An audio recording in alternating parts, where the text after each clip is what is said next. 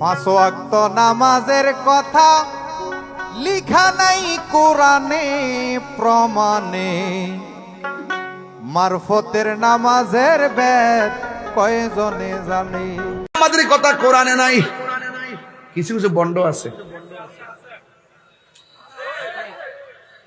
নামাজের কথা কোরআনে নাই, এটি আবার মারফতি। এটি কি মারফতি পরিচয় দেয়, আউল বাউল মারফতি পরিচয় দেয়। কোরআনে কোরআনের নাম নামাজের কথা আসেনি।